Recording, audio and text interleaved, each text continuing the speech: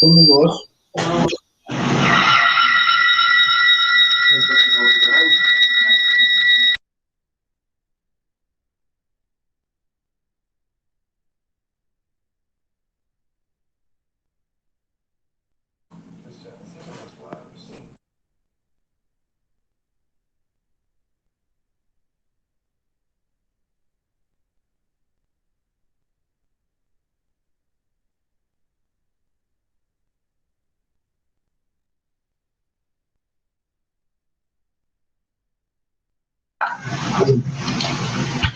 Olá, pessoal. Vamos aguardar mais uns minutinhos. Nós tivemos 299 inscritos na nossa palestra. Agora está um fluxo de pessoas entrando, tá? No momento temos 73 pessoas que já estão aqui online conosco. Vamos aguardar mais 3 minutinhos, aí nós já iniciamos. Tudo bem?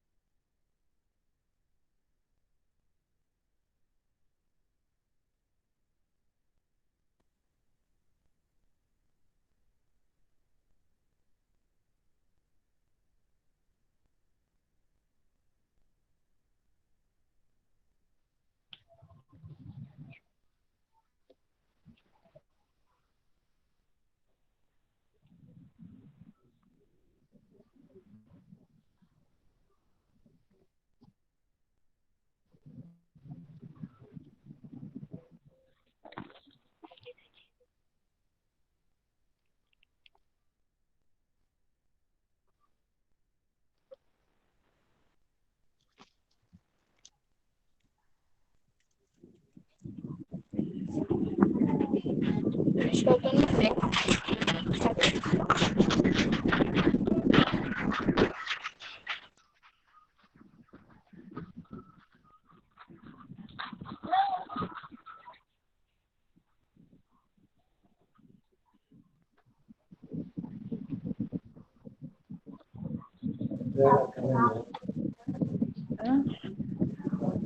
É 20?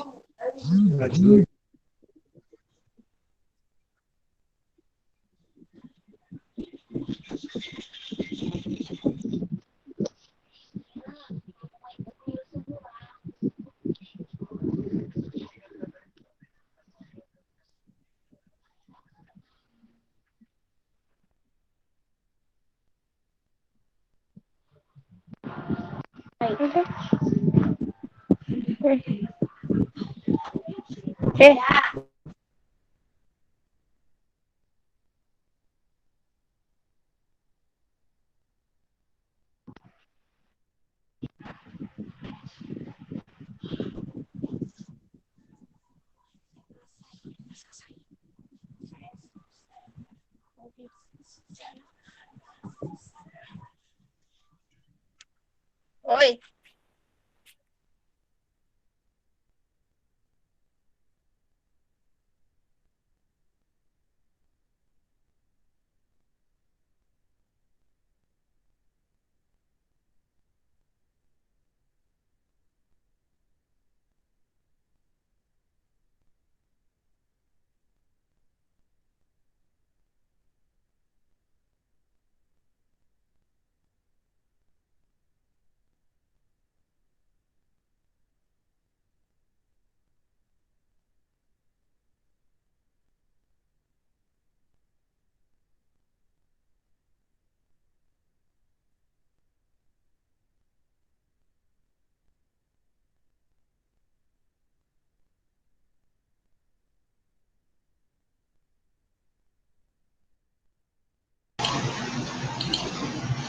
Boa noite a todos os participantes. Eu sou a Fernanda, pedagoga e coordenadora do Centro de Educação Ambiental aqui do município de Penápolis.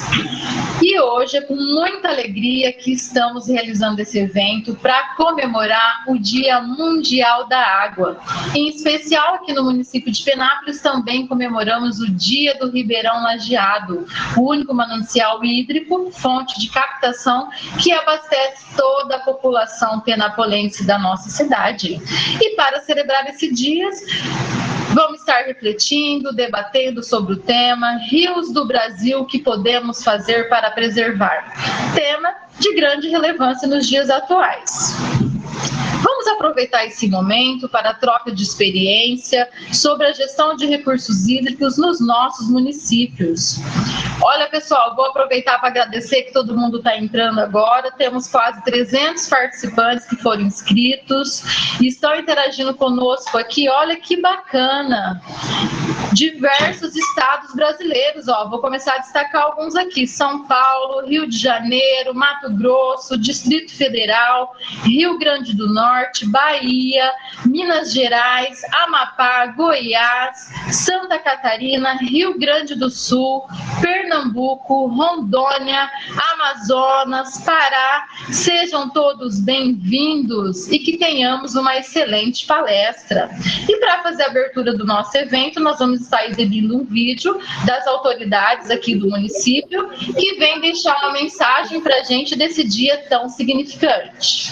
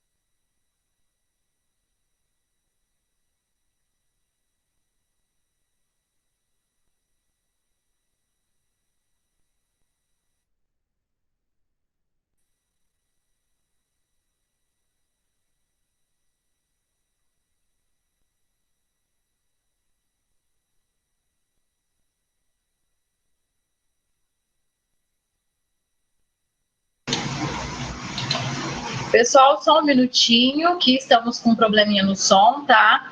Os técnicos estão vendo o som aqui. Então, eu vou dando continuidade aqui, tá? No nosso evento.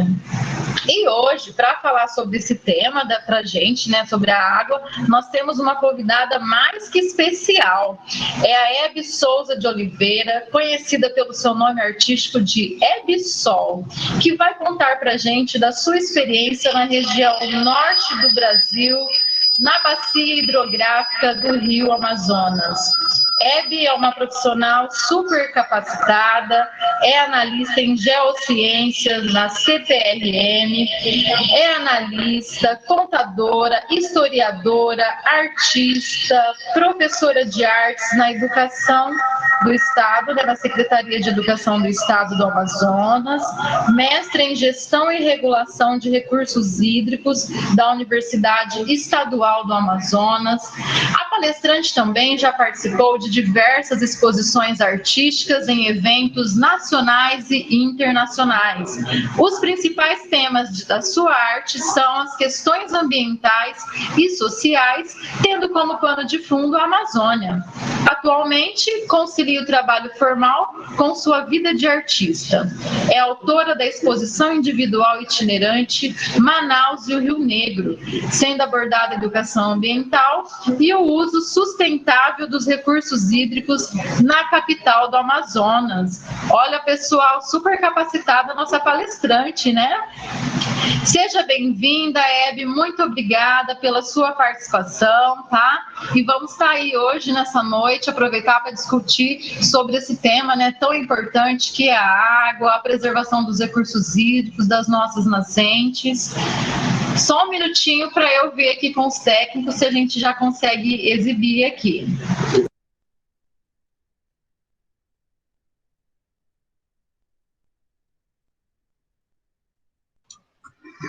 Meu boa noite.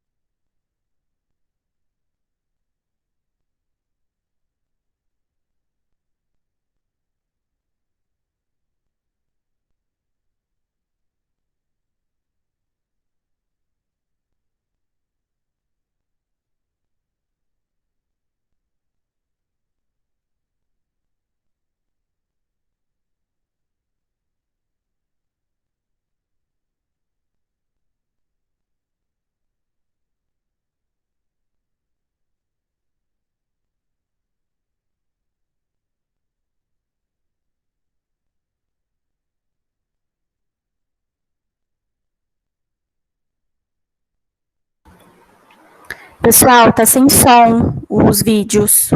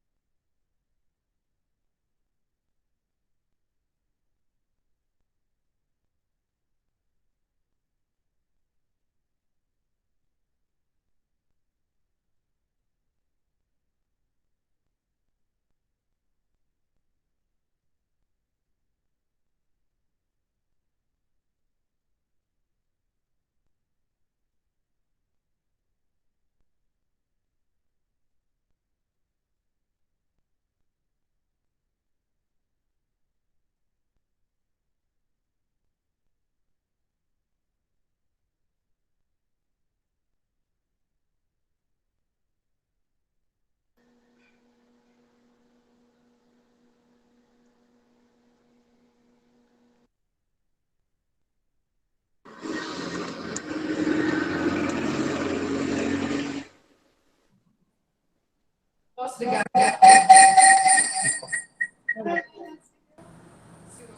Agora pode falar. Agora nós não. Pessoal, que pena, né? Um probleminha técnico, nós não conseguimos ouvir o som dos nossos vídeos, das autoridades, mas em outro momento vamos estar enviando os vídeos para vocês por e-mail, tá? Agora, Hebe, boa noite. Tudo bem com você? Boa noite, é um prazer. Estou muito feliz de saber que boa parte de colegas e profissionais tem interesse, e tem pessoas de todas as idades, eu já percebi. Isso. Vou subir agora meu slide, tá?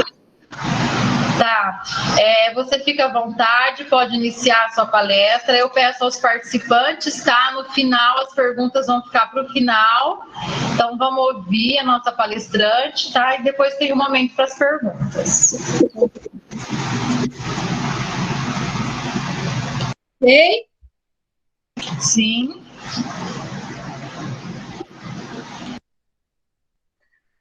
Primeiramente, boa noite.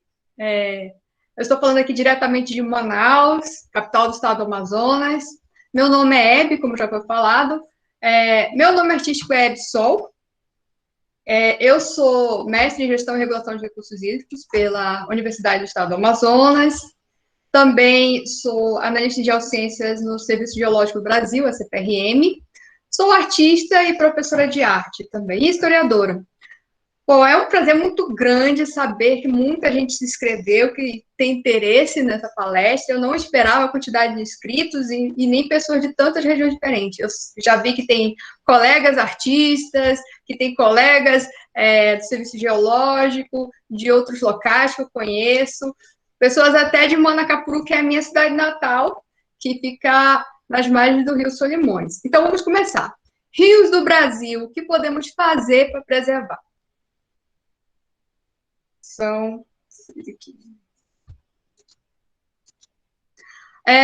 Essa palestra é uma realização do Departamento Autônomo de Água e Esgoto de Penápolis, né? Eu fui convidada pela Silvia, muito obrigada. O Consórcio Intermunicipal Ribeirão Lajeado, a Prefeitura Municipal de Penápolis, a Prefeitura Municipal de Alto Alegre e a Prefeitura Municipal de Barbosa. Gratidão pelo convite.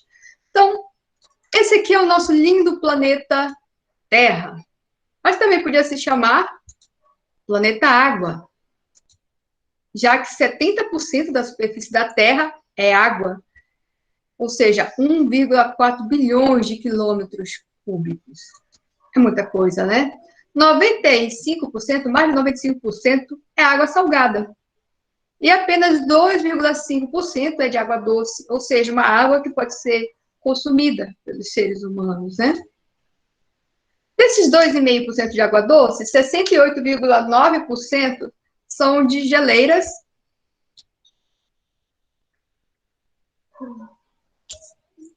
Só um minutinho aqui, um problema rápido do meu gato.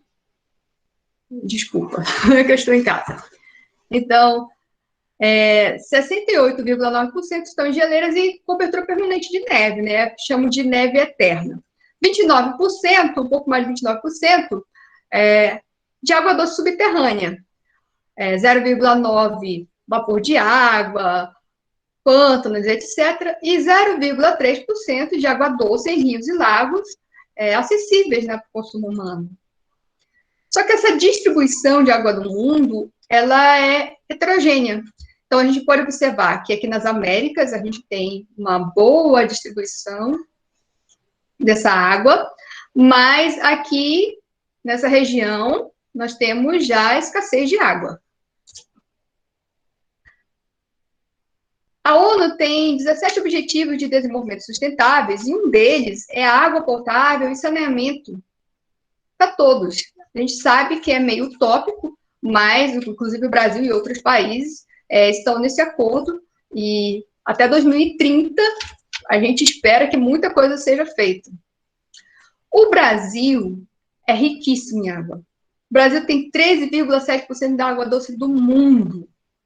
A gente pode observar aqui, ó, essa região verdinha linda, onde eu moro, aqui assim, Amazônia, muito rica em água. Mas a gente observa aqui, né, tem uma área do Brasil que está faltando água. Dos 12 maiores rios do mundo, 4 são brasileiros, né? Nós temos o Rio Amazonas, que tem uma descarga líquida de 209 mil metros cúbicos por segundo. Isso quer dizer, imagine 209 mil caixas d'água de 1.000 litros passando por segundo. Essa quantidade impressionante é a quantidade de descarga líquida, a vazão do Rio Amazonas. Se nós juntarmos os outros 6 rios, que vai do Congo até o Rio Negro, juntas as vazões dele vão dar equivalente ao Rio Amazonas, para vocês verem o tamanho desse rio. O Rio Madeira e o Rio Negro são, inclusive, os afluentes do Rio Amazonas. Não só de água superficial, mas também a água subterrânea. O Brasil é riquíssimo. Nós temos o Sistema Aquífero Guarani, né, que é bem conhecido, tem cerca de 1,2 milhão de quilômetros quadrados, 840 mil quilômetros quadrados no Brasil, um volume de água de 39 mil quilômetros cúbicos. E nós temos também o Sistema Aquífero Grande Amazônia. Aqui o pessoal falava muito, é bem conhecido o Alter do Chão, e aqui ficava o Solimões. Só que a partir de 2013 eles perceberam que, na verdade, isso aqui tudo é um grande sistema aquífero, que tem essa área do Brasil e também pega outros países. São cerca de 1,3 milhão de quilômetros quadrados, cerca de impressionantes 162 mil quilômetros cúbicos. Tem cientista, pesquisador, que fala que esse volume de água que temos aqui no sistema aquífero da Grande Amazônia seria capaz de fornecer água potável para a população mundial por cerca de 250 anos. Já que temos essa riqueza, sim, porque a água é riqueza, inclusive tem valor econômico, o Brasil também teve que criar leis para proteger isso. Então, nós temos a Lei das Águas, a 9433, de 97, que instituiu a Política Nacional de Recursos Hídricos, né? E criou o Sistema Nacional de Gerenciamento de Recursos Hídricos. A ANA foi fundada em 2000 pela Lei 9.984. A Lei 14.026 alterou também, porque ela foi fundada como Agência Nacional de Água, e agora ela é a Agência Nacional de Águas e Saneamento Básico, essa alteração que houve pela Lei 14.026 em 2020. Então, o Conselho Nacional de Recursos Hídricos, ele, através da Resolução 32, de 2003, ele estabeleceu 2 regiões hidrográficas. A gente pode ver aqui a Amazônica, a gente pode ver aqui a Tocantins-Araguaia. Não que ela seja uma bacia, na verdade, como essa aqui, ela pode abranger mais de uma bacia e microbacias, né? São 12 regiões que foram definidas por vários critérios, como socioambientais, econômicos e tal. Como está a distribuição dessa nossa riqueza, desses recursos hídricos? Bom, onde tem mais gente, menos água. Então, 68% da distribuição da disponibilidade dos recursos hídricos brasileiros estão na região norte, né, onde fica a Amazônia. 16% no centro-oeste, 3% no nordeste, 6% no sudeste e 7% no sul. Então, a gente pode observar que a região nordeste e sudeste, que é onde concentra, que a gente pode observar aqui, a população brasileira, né? Nós temos aqui, ó, sudeste 42% e nordeste 27% da população brasileira, são as regiões onde temos menos disponibilidade de água.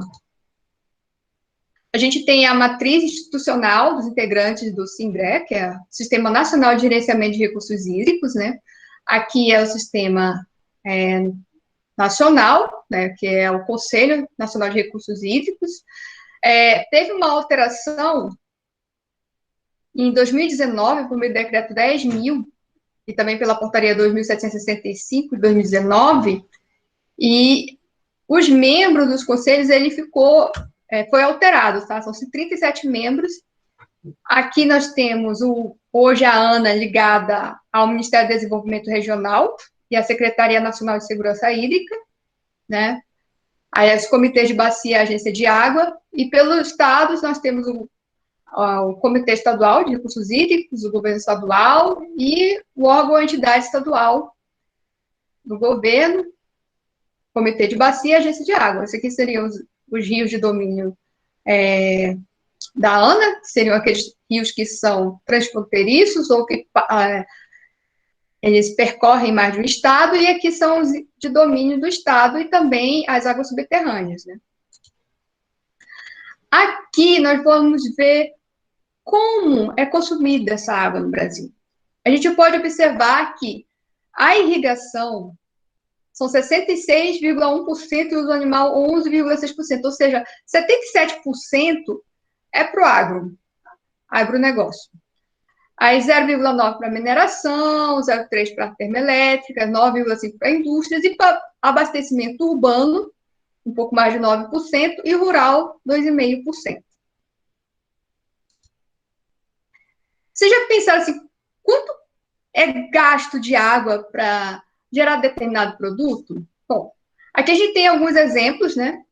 Uma xícara de café, até chegar a sua xícara de café, aquela xícarazinha, são 140 litros de água. Um ovo, 200 litros. Uma folha de papel, 10 litros. Uma camiseta, 2.700 litros. Um par de sapatos, 8.000 litros. E 1 quilo de carne bovina, mais de 15.000 litros de água. E também tem o desperdício, né? 1 minuto de torneira aberta sai de 12 a 20 litros de água. Uma lavagem de máquina de lavar roupa de 80 a 120 litros. Descarga de 6 segundos segurando são cerca de 10 litros. E um banho de 15 minutos, 135 litros. Agora, usar mangueira, aquela aberta direto, por 30 minutos, 560 litros de água. Bom, Esse aqui é um artigo que eu publiquei ano passado, que, na verdade, eu fiz uma relação entre trabalhos de artistas naifes e os recursos hídricos brasileiros. Assim, como esses artistas representavam os recursos hídricos brasileiros. Então, na verdade, foi em nível nacional, eu utilizei catálogos de importantes eventos naif, como a Bienal Naif de Piracicaba, do SESC, a Binaif de Socorro, em São Paulo, também a Mostra Nacional de Arte Naif, de São Paulo. Então, usei esses catálogos, eu separei obras interessantes do ponto de vista dos recursos hídricos, assim, que fossem representativas de alguma maneira, e se alguém tiver interesse, ele foi publicado na revista Núcleo do Conhecimento. Tá? O que é arte naif? A arte naif é uma arte individual, em que cada artista tem seu estilo, ele não segue nenhuma escola, ele não segue padrões, geralmente são artistas autodidatas, mas também temos artistas com formação artística. Aqui, então, começando pelo norte, a gente tem aqui um Encontro das Águas do Rio Negro Solimões. Essa obra participou da Mostra Nacional de Arte Naif do Estado de São Paulo, em 2019. A gente vê as águas escuras do Rio Negro e as águas amarelo barrenta do Rio Solimões, que é lindíssimo esse encontro, as águas não se misturam por várias questões geológicas, por causa da temperatura, densidade e velocidade dos rios também são diferentes. Então, na verdade, não é que elas vão demorar quilômetros para se misturarem. Aqui, a gente já tem uma obra que representa Belém do Pará. Aqui a gente tem Carimbó, de Luiz dos Anjos, é uma obra de 2012, que também participou da Bienal Naifes do Brasil. Aqui a gente pode ver o peso, a gente pode ver o carimbó, que é uma dança típica do Pará. A gente vê aqui as águas. Belém do Pará fica praticamente na foz do Rio Amazonas. Então, aqui já é bem mais escuro. Já misturou com o Rio Negro, tem mais sedimentos. Então, realmente tem essa diferença de coloração bem interessante. Aqui, lavando as roupas nas águas do Velho Chico. Essa obra aqui ela participou da Binaif de Socorro, em São Paulo. Ela representa as lavadeiras do Rio São Francisco, da artista Cora Azedo. Isso aqui é algo da cultura da região. Então, eu achei muito interessante essa obra, porque representa a cultura do povo da região, esse rio que é tão importante, esse rio São Francisco, que é um rio nacional, né? Um rio brasileiro. Aqui, nesse catálogo da Bienal Naifes do Brasil do ano 2000, a gente pode ver a obra do Nilson Pimenta, Nordeste, e aqui ele representa justamente a escassez de água. O Brasil é riquíssimo em água, né? Mas, como eu falei, onde tem mais água, tem menos gente. E nem todo lugar do Brasil é riquíssimo em água. Aqui, por exemplo, a gente tem uma região no Nordeste, chamada Polígono das Secas, que é bem complicado. A gente pode ver nessa cena aqui o chão rachado, as árvores todas sem folhas, já ressecadas, as pessoas aqui carregando provavelmente água nesse jarro, aqui um avião chegando com mantimentos, porque provavelmente essas pessoas todas estão passando muita necessidade, animais mortos na seca. Muito interessante isso aqui, porque representa bastante esse problema da escassez de água. Aqui a gente tem Pescando no Rio em Pantanal, aqui a gente tem uma obra do Jeffer, que é o Barco do Pescador. Essa aqui participou da Bienal Naifes no Brasil, de 2012. Acho essa obra muito interessante, porque a coloração dos rios da região, né? As ondinhas, a gente pode ver a pesca, que é algo que é típico na região, as gramíneas, aqui o jaburu, o tuiuiu.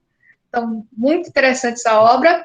Aqui a gente tem um rio da região sudeste, que é o Rio Peixe, de Andréa Gonçalves, a artista, participou da Binaif, e essa obra também é bem interessante, porque aqui a gente está vendo para pesca, a gente viu cultura, transporte, agora a gente está vendo um esporte, né, porque é um rio com bastante corredeiras, então é um atrativo turístico para a região, então promove o desenvolvimento. E o que nós podemos fazer para preservar os rios brasileiros? Uma legislação muito importante é o novo Código Florestal, que é a Lei 12.651, de 2012, que dispõe sobre a proteção da vegetação nativa. Isso tem impacto direto com os rios, tá? As áreas de preservação permanente, ou seja, as APPs. Então, quais são essas áreas? Topos de morros, montes e montanhas. Encostas em região com declividade superior a 45 graus, restingas que cobrem áreas fixadoras de dunas, estabilizam mangues, né? E aqui, mata ciliar. Nossa, mata ciliar é muito importante. O tamanho depende da largura do rio, né, do curso d'água. Então, rios até 10 metros de largura, 30 metros em cada margem. De 10 a 50, 50 metros em cada margem. De 50 a 200 metros de largura, 100 metros de cada margem. De 200 a 600, 200 metros de cada margem. E largura superior a 600 metros, 500 metros de cada margem, que é o caso dos rios da Amazônia. Aqui o Rio Negro, o Rio Solimões, o Rio Amazonas tem bem mais de que 600 metros de largura. As nascentes, elas têm que ter 50 metros em torno das nascentes, ou seja, um raio, né, de 50 metros. Eu já passei. Então, são 50 metros. Essas áreas de mata ciliar, elas de preferência seriam a nativa, né, mas elas podem ser reflorestadas também. E por que é importante mata ciliar? Aqui a gente está vendo uma chuva.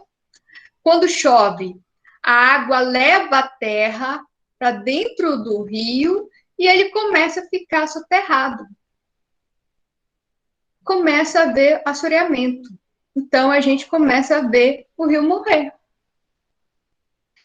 Com as matas ciliares, quando chove, as raízes mantêm a terra firme, né? A vegetação filtra a água da chuva e o rio flui. Então, é muito importante, sim, a mata ciliar.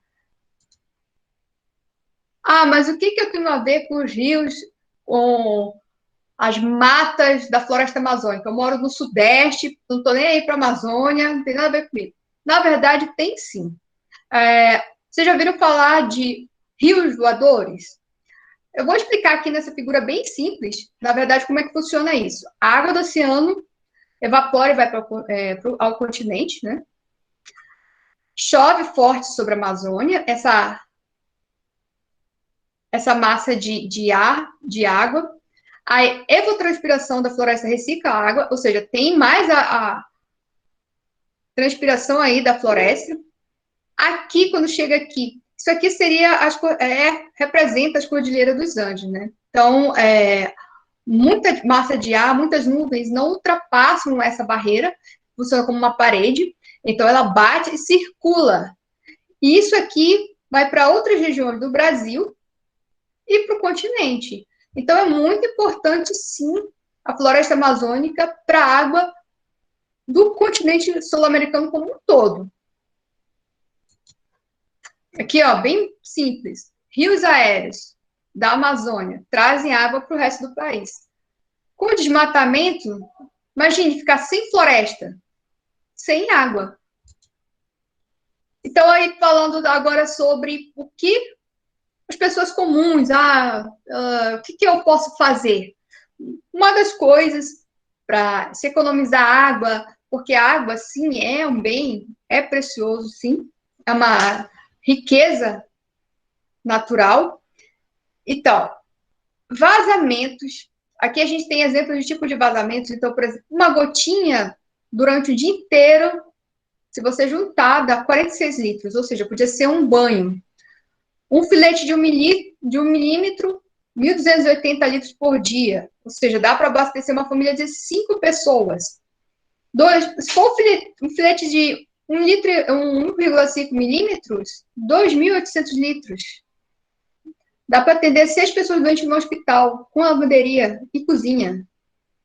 Um filete de 3 milímetros, 8.000 litros por dia, o suficiente para abastecer uma escola inteira com 240 alunos. Na cozinha, bom, gente, são coisas simples que podem economizar bastante água, que podem ajudar a natureza e o bolso, né? Porque a gente também paga.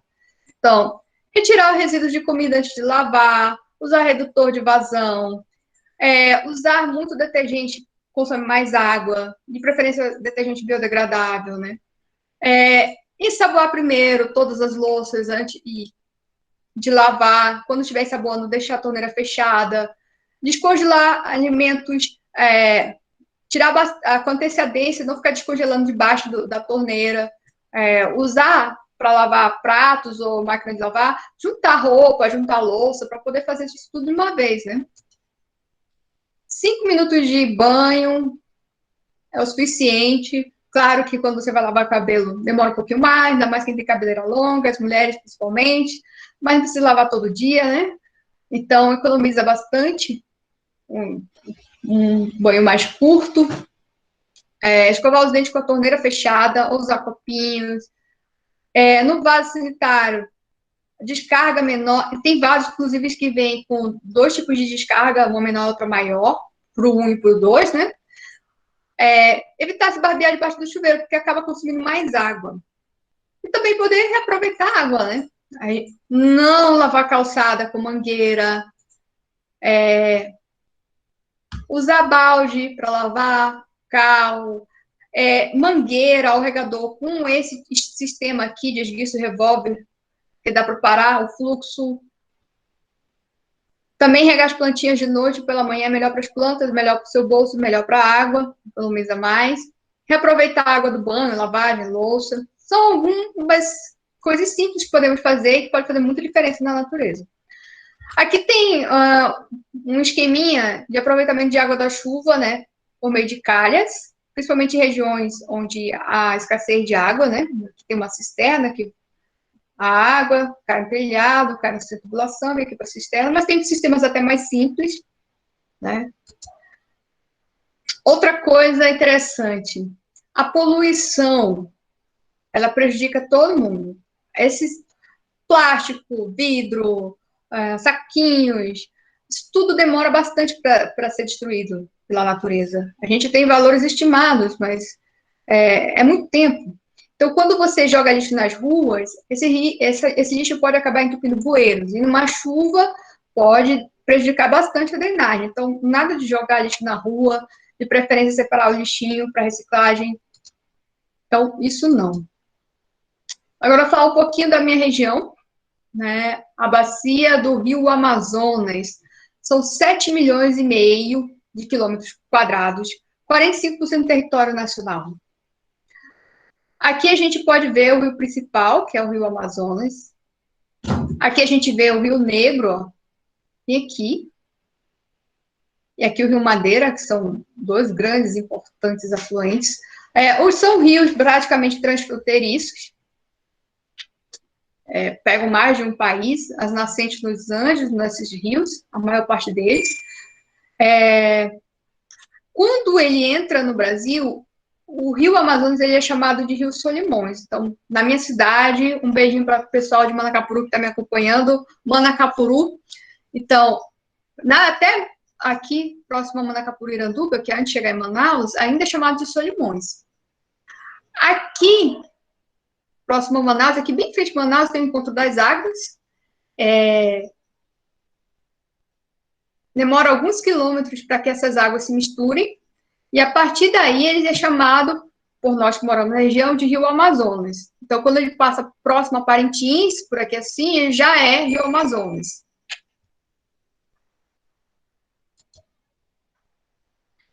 Aqui a gente vai falar um pouquinho sobre monitoramento hidrológico, né, que é muito importante para o Brasil inteiro, mas eu vou falar particularmente da Amazônia.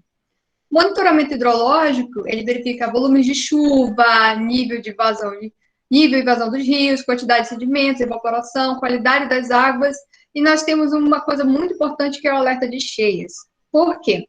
Em alguns lugares do Brasil há o problema de escassez. E no nosso caso, nós temos abundância de água, mas nós temos problemas com inundações. Então, o trabalho feito pelo Serviço Geológico do Brasil, que é um convênio que tem com a ANA, é muito importante para a região. Aqui a gente pode ver alguns pontos onde é feito, tem o sistema de monitoramento, né? Então, a partir de, acho que foi, a partir da década de 90 já começou a fazer esse serviço, que é muito importante, porque prevê também grandes cheias, ou seja, aquelas que ultrapassam a cota de emergência e que vão causar grandes inundações. Aqui começa a encher, por isso que vocês já estão ouvindo falar que tem a cheia no Acre, alguns municípios aqui próximo ao Acre, como Boca do Acre, está em estado já de inundação, e aqui começa a encher e depois vem para cá. Então, nos meses de março, abril e maio, é feito o alerta de cheia pelo Serviço Geológico e a gente tem a previsão se vai causar ou não inundação, se vai bater ou não a cota de emergência. Então, é muito importante esse serviço para a região.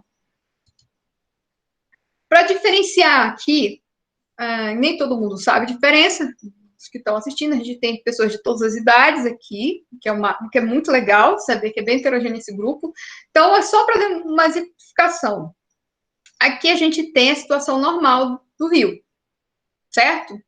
Aqui é aonde eles enchem. A gente chama aqui no norte de cheia, mas também tem pessoas que chamam de enchente. Então, é temporário, mas ele está dentro do canal, dentro da área de várzea dele. Claro que pode atingir as pessoas que moram nessa região, né? Só que quando ele ultrapassa a cota, o limite dessa área, ele vai causar inundações. Então, quando a gente tem grandes cheias na Amazônia, ele ultrapassa e causa inundações, e isso dá muita dor de cabeça para as pessoas que moram próximo ao rio. E praticamente todas as cidades do Amazonas, com pouquíssimas exceções, são as margens dos rios. Então, o alagamento, ele já ocorre quando há problema na drenagem. Então, por exemplo, jogou bastante lixo na rua, aí entupiu os bueiros. Aí, quando chover, vai escoar como água. Aí causa alagamento. Aqui, como na Amazônia a gente tem essa questão da cheia, a cheia ocorre todos os anos, cheia e vazante. Tem anos que tem uma cheia maior, outra menor. Tem anos que vai causar inundação e outros não, mas ocorre. É um fenômeno natural, então o caboclo da região, ele acabou se adaptando. E aqui a gente tem 3 tipos de moradias dos caboclos ribeirinhos, bem típicas da região. A gente tem o tapiri, que é uma coisa bem mais primitiva, mais simples, inclusive, você vai encontrar em algumas regiões, que é uma estrutura de madeira leve com palha, que pode ser carregada, deslocada à medida que o rio avança. Então, vai avançando aqui, eu vou deslocando para cá. A palafita, que geralmente são casinhas de madeira, sobre pernas altas, entendeu? Isso aqui é justamente para prever que quando chegar a água, vamos dizer, a água chegou, bateu aqui, não alagou o assoalho. Então, é feito propositalmente para ter esse espaço do assoalho da casa para o chão, justamente prevendo a questão da inundação. Claro que se for uma muito grande, pode, inclusive, atingir essas palafitas, mas geralmente elas têm bastante distância do solo para justamente prever essas inundações. E o flutuante, que são casinhas feitas sobre troncos, assim, hoje já tem flutuante mais sofisticado, né, mas a maior parte dos flutuantes feitos pelo povo, pela população, é feita sobre toras de madeira, geralmente de uma madeira chamada sacu, que ela boia, e isso aqui acompanha o nível do rio. Então, vai subir, vai descer, acompanhando o nível do rio, e o assoalho não vai alagar. Então, são casas flutuantes, literalmente. Aqui a gente tem uma fotografia do Encontro das Águas, aqui o Rio Negro e o Rio Solimões. Aqui é uma fotografia do Porto de Manaus. Manaus é uma metrópole no meio da floresta amazônica, com mais de 2 milhões de habitantes, um polo industrial, aqui nós temos a Zona Franca de Manaus. A gente tem o maior porto fluvial do mundo, né? A gente tem os nossos rios, são as nossas rodovias. Nós tivemos agora o problema do Covid por causa do oxigênio. A questão é que aqui na Amazônia nós temos poucas rodovias, o acesso geralmente se dá pelos rios ou aéreo. Então, o rio é importantíssimo para a gente, porque é nossa via de acesso, é a nossa fonte de abastecimento, a nossa fonte de energia, inclusive de pesca, ou seja, até de nossa fonte de alimento. Então, é extremamente importante os rios para a gente, que é o Rio Negro, né? E maiores cheias do Rio Negro.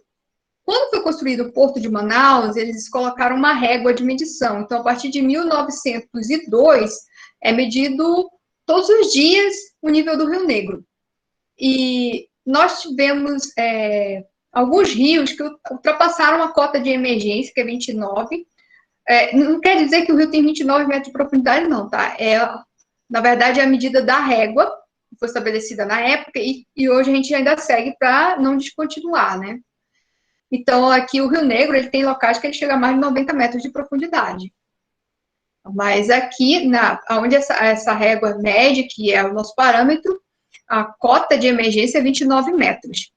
Então, quando ultrapassa essa cota de emergência, nós temos bastante inundação na cidade.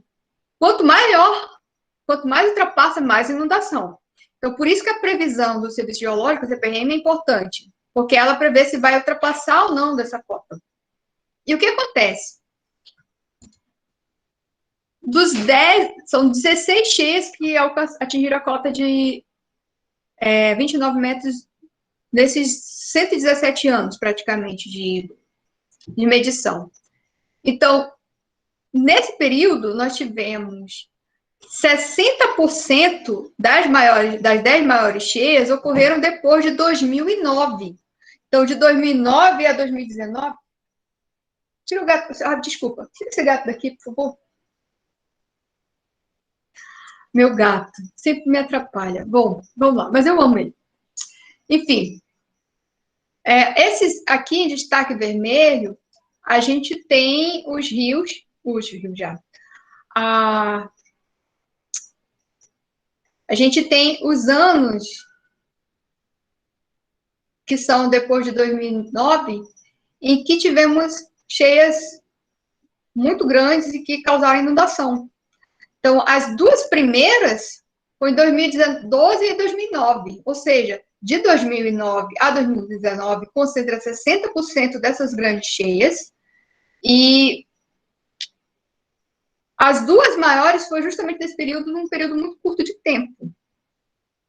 Então, tem várias teorias sobre o que estaria acontecendo isso, mas a gente sabe que aquecimento global, desmatamento, todas essas coisas acabam influenciando no ciclo hidrológico. Aqui tem o mapa de Manaus, isso aqui é um mapa essa em vermelho justamente seriam as áreas que foram inundadas no período da cheia de 2012, né? Essas áreas em vermelho. Aqui o Rio Negro, o Rio Amazonas, aqui um afluente do Rio Negro, que é o Tarumançu. Isso aqui é uma fotografia do centro de Manaus na cheia de 2012. Gente, isso aqui são grandes avenidas que passam ônibus. Aqui passam vários ônibus. Isso aqui ficou muitos dias, assim, muitos dias inundado. O problema não é nem só inundar, é o tempo que fica inundado. A gente pode ver aqui, por exemplo, em 2012, nós ficamos 72 dias acima da cota de emergência. Em 2009, 79 dias. Então, durou muito tempo, isso prejudicou o comércio, prejudicou os ribeirinhos, né? Causam grandes transtornos. Aqui a gente pode ver na margem da cidade de Manaus, aqui, ó, frente ao Rio Negro. Aqui são palafitas, como eu falei. Elas foram construídas justamente com aquelas pernaltas para, quando chegar a cheia, se tiver inundação, elas ficarem com o assoalho sem ser atingido. Aqui a gente pode ver palafitas. Em Manaus, na frente do Rio Negro, na frente de Manaus, é proibido ter flutuantes, casinhas populares, os flutuantes do povo. Em 1920 até 1967, tinha uma verdadeira cidade flutuante em frente de Manaus, no Rio Negro, mais de 12 mil casas, E as pessoas moravam nos flutuantes e virou uma verdadeira cidade flutuante. Só que aí veio o governo militar, retirou tudo, mandou decreto, proibiu, e foi na mesma data que foi criada a legislação para implantar a Zona Franca de Manaus. Então, foi retirado esses flutuantes e é proibido. Só que nos afluentes tem. Ainda tem flutuante e não tem legislação específica para isso. Aqui a gente pode ver flutuantes. Então, nós vamos ter flutuantes lá no Tarumã-Sul, bastante flutuantes, que é um afluente do Rio Negro. No Rio Negro, na frente de Manaus, propriamente não. Mas, por exemplo, na outra cidade que fica do outro lado, na outra margem, que é Iranduba, nós vamos ver flutuantes. Então, aqui vários flutuantezinhos. Tem aqui até um coqueiro aqui bonitinho. Ó. Caboclo Ribeirinho. Eu sou cabocla, viu? De Manacapuru. Bom, a cheia causa inundações, uma cheia muito grande. E ela traz de volta nossos problemas. Por exemplo, Manaus a gente tem um problema muito sério de lixo jogado nas ruas, nos igarapés. Igarapés são como se fossem ribeirões aí para vocês. A gente chama Igarapé um rio que a gente considera pequeno, perto dos nossos grandes rios, né? Então a gente chama de igarapé. E as pessoas acabam poluindo bastante a cidade, os rios, e nas cheias isso volta tudo, né? E as pessoas mais prejudicadas são justamente as pessoas mais pobres, as pessoas de menor poder aquisitivo, que moram nas margens dos rios.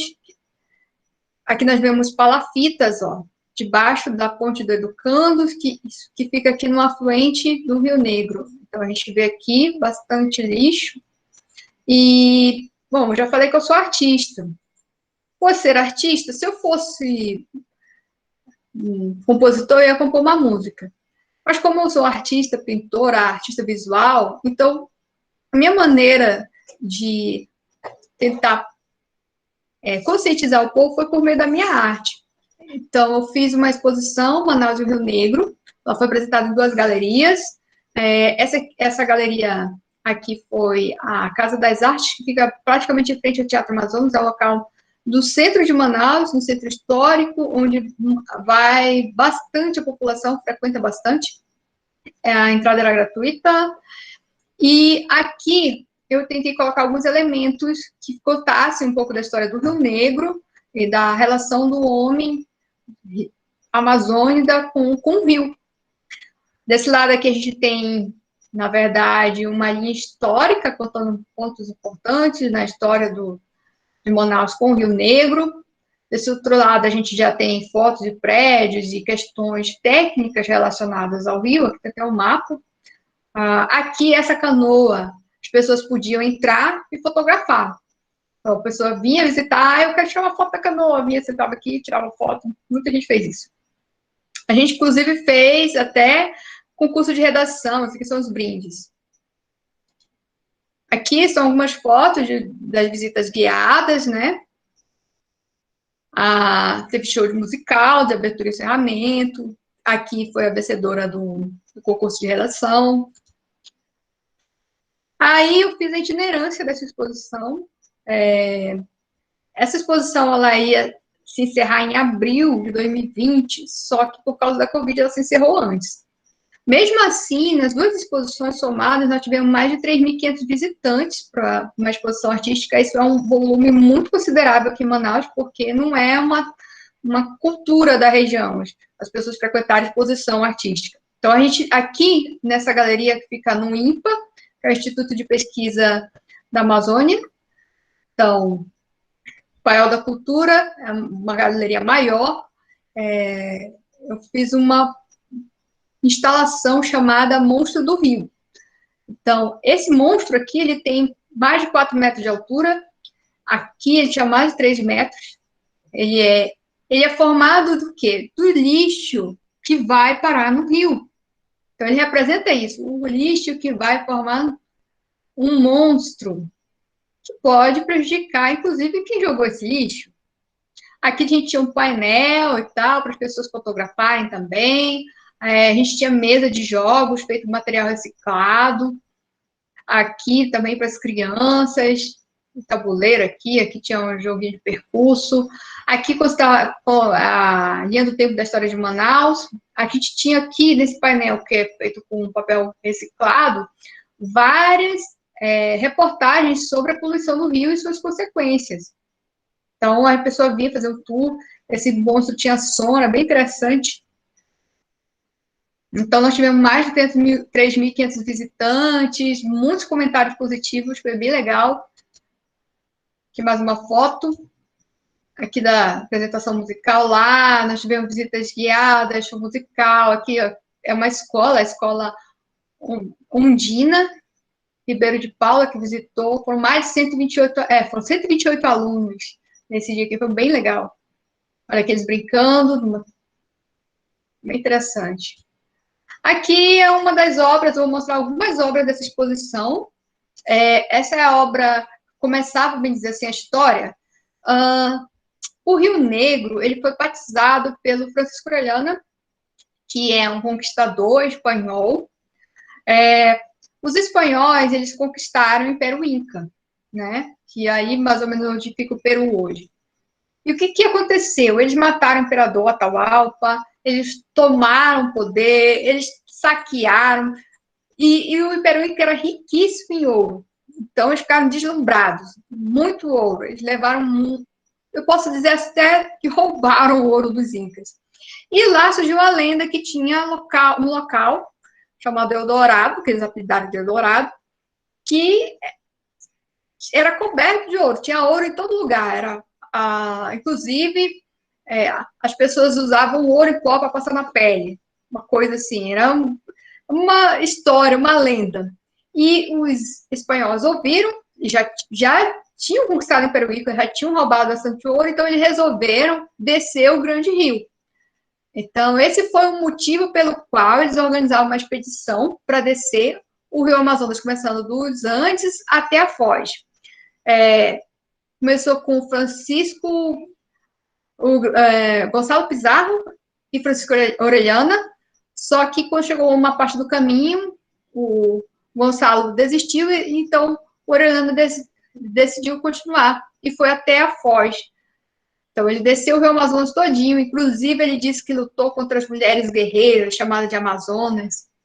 Então, isso aqui é para simbolizar essa lenda, e esse motivo pelo qual os conquistadores chegaram na região. Quem deu o nome de Rio Negro para o Rio Negro foi Francisco Orellana, que ele ficou impressionado com a cor do rio e o encontro das águas. Aqui a gente tem também... o pessoal fala muito assim, os portugueses chegaram com espelhinhos e os índios trocaram por terra.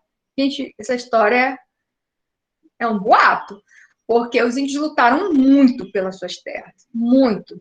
Então, muitos índios pegaram doenças para quais eles não tinham imunidade, por exemplo, a gripe. A gente pode ver hoje como a Covid faz, né, matando tanta gente. Então, imagine, eles não tinham imunidade para várias doenças dos colonizadores. Isso também levou muitos índios à morte. E eles também lutaram bravamente contra os conquistadores.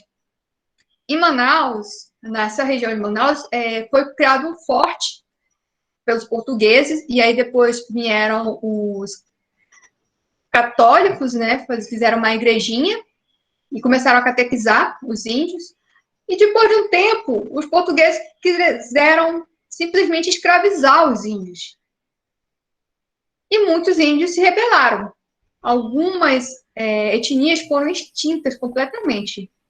E, por exemplo, aqui, o índio Ajuricaba, ele é um símbolo da luta indígena, da coragem do indígena contra o conquistador.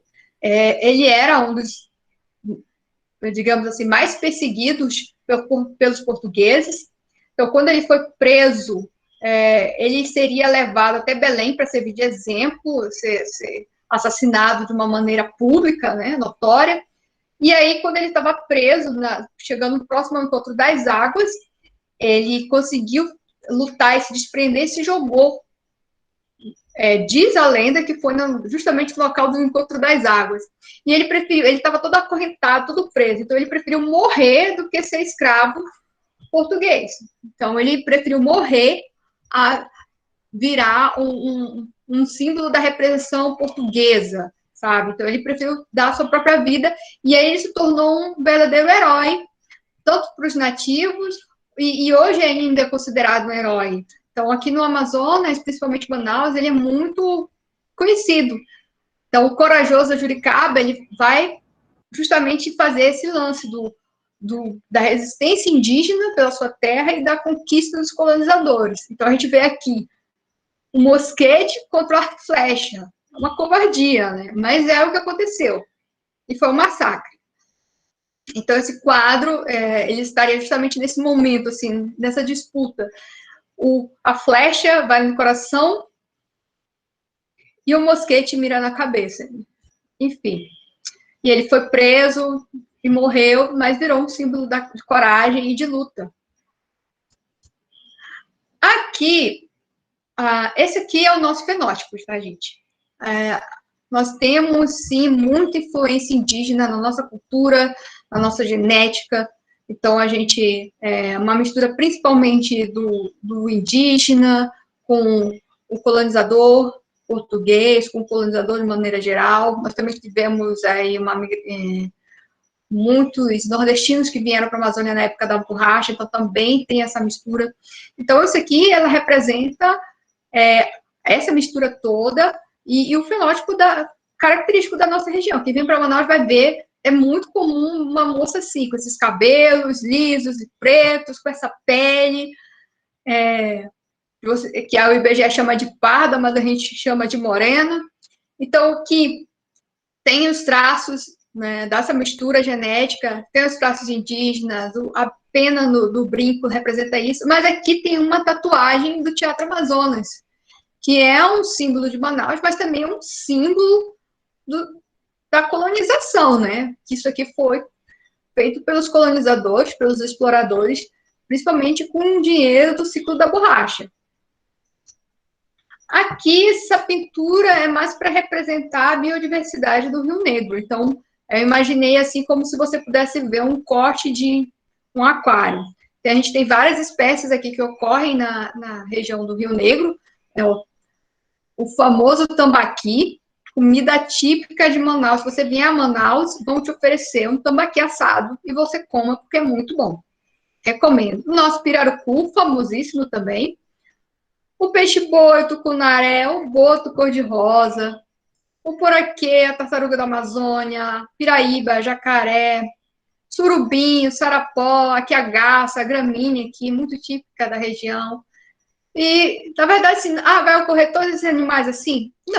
Não, né? Isso aqui vai se espalhando a concentração ao longo do rio. Mas todos esses animais, todos esses seres, isso aqui, ocorrem no Rio Negro. Aqui, ó, inclusive, vai pescar o tambaquizinho, que é bem tradicional, nossa comida, uma comida típica aqui de Manaus. E o rio, como eu já falei, os rios na Amazônia são extremamente importantes. Os rios são os nossos meios de acesso, sabe? Por onde o caboclo viaja, sai de uma cidade para outra. É também o rio que fornece a água, tá? Manaus usa a água do Rio Negro para o abastecimento. E muitos ribeirinhos usam a água dos rios, dos riachos e tal, para abastecimento, porque a maior parte dos ribeirinhos não tem água encanada.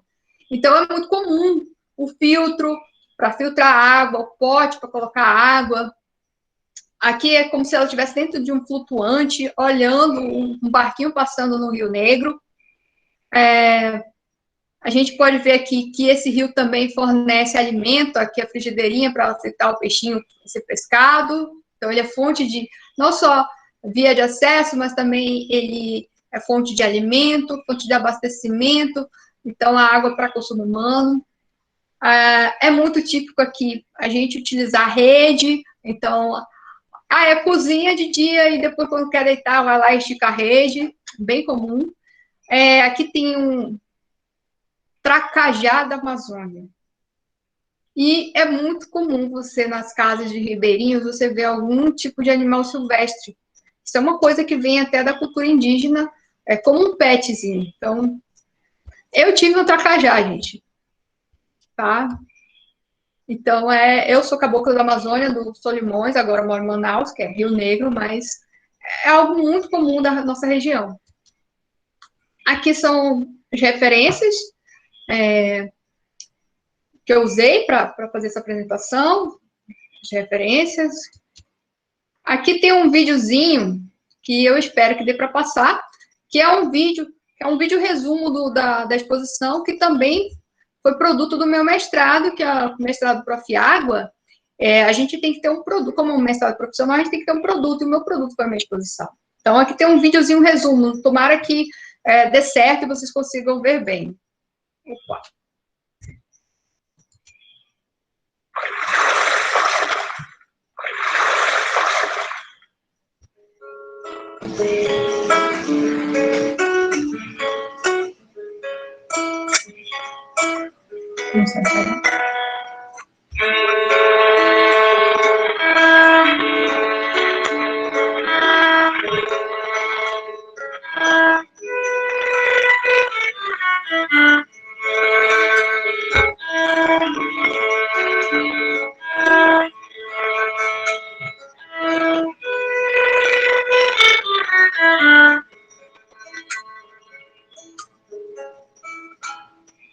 Agosto nas águas escuras, imensas e mansas, imensas lembranças, cheiro de infância.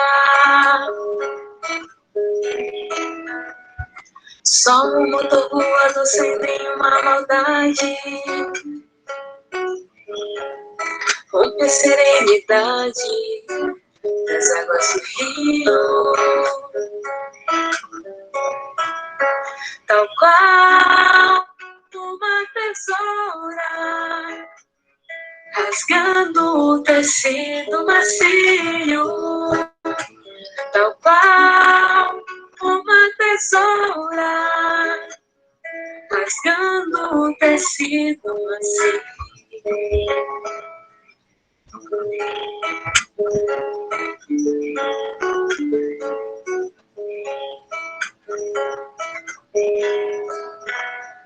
Agosto nas águas escuras, imensas e mansas, imensas lembranças, cheiro de infância. Só um motor voando sem nenhuma maldade, rompe a serenidade das águas do rio. Tal qual uma tesoura, rasgando o tecido macio. Tal qual uma tesoura, rasgando o tecido macio. Suspiros de nuvens adoçam o olhar sobre a paisagem, repleta a imagem do mais profundo, eterno espelho do mundo, do mais profundo, eterno espelho do mundo.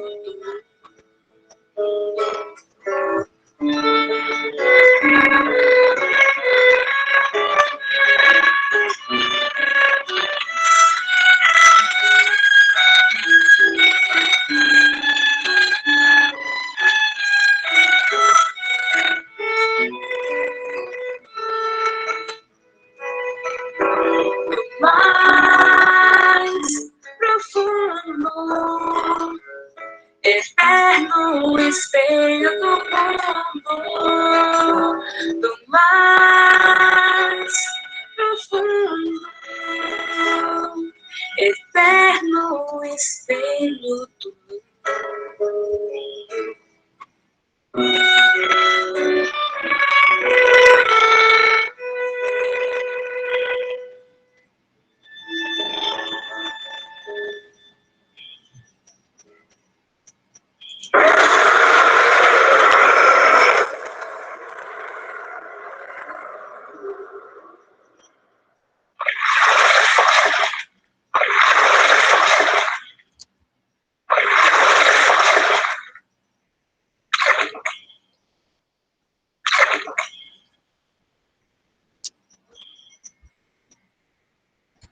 Bom, deixa eu voltar para falar uma coisa. Essa obra, ela foi selecionada para a Bienal Naifes do Brasil. Ela está em exposição no Sesc Piracicaba, tá? Então, vai ficar até julho. Foi uma honra. A Bienal Naifes do Brasil é uma das mais concorridas do Brasil. Na verdade, talvez seja a mais concorrida. Então, muitos artistas se inscrevem, por quê? Porque é uma Bienal tradicional, uma Bienal com edital, ou seja, você vai concorrer, as obras vão ser selecionadas por uma curadoria, e então é como se fosse um concurso para conseguir entrar nessa Bienal. E essa obra está lá, quem tiver a oportunidade de ir a Piracicaba, no Sesc Piracicaba, pode ver essa obra pessoalmente, tá? Queria agradecer a todas as pessoas que se inscreveram. Muito obrigada a cada uma pelo tempo que você tirou para ver essa palestra. Eu queria agradecer aos organizadores, tá? Em especial a Silvia, que foi quem entrou em contato comigo. Muito obrigada pela oportunidade. Queria agradecer especialmente a alguns colegas da CPRM que estão assistindo, alguns colegas também artistas que se inscreveram. Muito obrigada por participar desse momento. Agora eu vou passar para... Eu vou encerrar aqui mais para que sejam feitas algumas perguntas. Sim. Web, muito obrigada mesmo. Eu estou, assim, maravilhada com a sua apresentação, por poder ter a oportunidade de compartilhar dessa experiência, essa parte da arte, né? Trabalhar a educação ambiental com a arte, nossa, muito top mesmo. Eu acho que a pessoa que vê, né, vê essas obras, ele vai estar refletindo. Acaba, assim, impactando, né? Dele ver. Me chamou muita atenção a sua obra lá da escassez da água, né? De ver os animais morrendo, das pessoas precisando de água. E eu acho que é esse o caminho, né? Sensibilizar, chamar a atenção das pessoas, e foi o que você abordou lá. Com pequenas atitudes, pode fazer diferença para a natureza, né? Então, cada um de nós podemos, sim, colaborar muito, né, com a natureza. Web, só antes de você iniciar as perguntas, eu vou te mostrar aqui, ó, você vai estar recebendo, tá, pelo correio, um certificado de participação, tá? Também um troféu aqui, ó, do DAEP, do Departamento de Água, tá? Agradecimento a essa maravilhosa palestra, tá? Vai chegar para você via correio. E para todas as pessoas que se inscreveram, que estão participando da nossa palestra, tá? Vão estar recebendo o certificado via e-mail. Tá bom? Pessoal, agora a Hebe vai estar respondendo as perguntas. Eu pediria gentileza, tá? Quem for levantar a mão, por gentileza, abrir o seu microfone. Se não tiver o microfone, também pode estar fazendo a pergunta pelo chat. Tudo bem?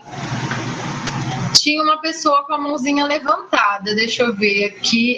O seu Omair. Seu Omair, pode fazer a sua pergunta. Boa noite, tudo bem? A Hebe está aí para responder a sua pergunta. Boa noite, menina.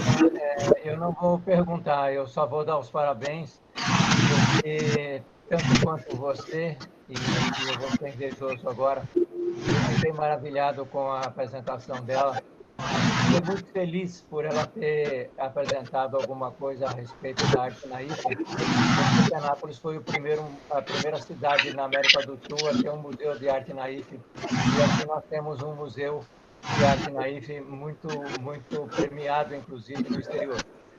Meus parabéns e muito, muito, muito, muito obrigado pela palestra, pelo brilhantismo da palestra. Um abraço a você também, Fernando. Um abraço, seu Omar. Eu agradeço. Na verdade, assim, essa exposição era interessante que fosse itinerante, mas por causa da Covid a gente teve que encerrar, né, as limitações. Mas a Silvia, quando me procurou, ela falou sobre isso e eu fiquei muito encantada. Ela falou, topa fazer Ótimo, excelente. Porque eu não conheço a cidade, mas eu tenho muita vontade de conhecer. Justamente eu quero ver as obras na IFE, porque é o meu estilo. Eu acho que a arte na IFE é uma das artes mais representativas no Brasil nesse momento. Porque ela não é uma arte que ela é feita para elite, não, é uma arte muito democrática. Então, você tem pessoas de todas as classes sociais, é uma arte que as pessoas entendem, é muito legal, as pessoas podem interpretar. Então, a arte na IFE, eu acho que ela,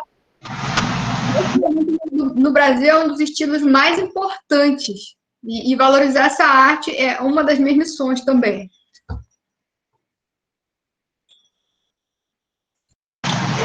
Mais alguém? Tá? Olha só, Hebe, tem muitos elogios aqui, que a sua palestra foi muito boa, ótima, que você está de parabéns com o trabalho. Só elogios. Mais alguém, pessoal, quer fazer alguma pergunta? Ô, Hebe, vou estar colocando aqui uma pergunta, né, para compartilhar com o pessoal aqui. Na sua exposição itinerante, é abordada na educação ambiental, como nós vimos em todas as suas obras, né, voltada à política pública dos resíduos sólidos. Você percebe que é possível essa mudança de comportamento utilizando a educação ambiental? Eu tenho convicção que sim. Inclusive, questão que os estudantes da rede pública pudessem visitar. Porque os jovens, na verdade, assim, é uma exposição para todas as idades. Nós tivemos pessoas com 4 meses e pessoas com 89 anos visitando a exposição. Então, para todas as idades, as pessoas de diferentes idades conseguiram entender a exposição. Muitas vezes, a população não percebe que algo que ela está fazendo pode causar um grande problema para ela e para o todo, né? Como, por exemplo, o simples ato de jogar um sacolinha de lixo na rua outras sacolinhas na rua pode causar um entupimento de bueiro, que depois pode causar um alagamento. Pode chegar no rio, que depois vai chegar, pode matar um peixe dentro do rio. Então, eu acredito sim que a educação ambiental pode mudar a cultura, o pensamento e pode abrir a mente das pessoas. Eu acho que, como eu falei, se eu fosse uma compositora, eu faria uma música. Mas como minha arte é uma arte visual, eu trabalhei de forma visual. E eu tentei fazer algo que fosse fácil para as pessoas entenderem o que eu estava trabalhando, entendeu? Então, era uma questão minha. Eu já tive exposições que eu não entendi nada. Mesmo com a formação acadêmica, eu tive dificuldade. Então, eu queria que fosse o contrário. Todas as pessoas pudessem entender tudo o que eu estou falando. Desculpa. Nós aqui em Penápolis também temos o Centro de Educação Ambiental, né? Como eu falei no começo da apresentação. Nós também temos, assim, acreditamos que a educação ambiental é um dos caminhos, né? Das ferramentas para conscientizar, para buscar essa mudança de comportamento nas pessoas, né? Imagina se todo mundo, só um tá jogando lixo por fora da janela do carro, mas imagina vários jogando ao mesmo tempo, né? Eu acho que sim, é o caminho, né? Educação ambiental. Tem uma pergunta aqui no chat, deixa eu dar uma lida aqui. Olha, o Rogério Gonçalo está perguntando: é fato ou fake que a água poderá acabar futuramente? Eu vi. Na verdade... Oi? Pode continuar, Hebe.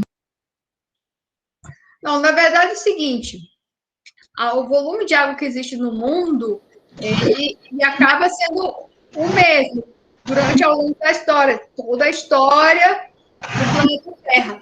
Só que a disposição, onde está essa água e a forma como ela está vai mudando, né? O ciclo muda. Assim como o mundo mudou com relação à água, eu mostrei para vocês que em 2013, pesquisadores, principalmente da Universidade do Pará, eles descobriram um sistema sistema, né, aquífero Grande Amazônia.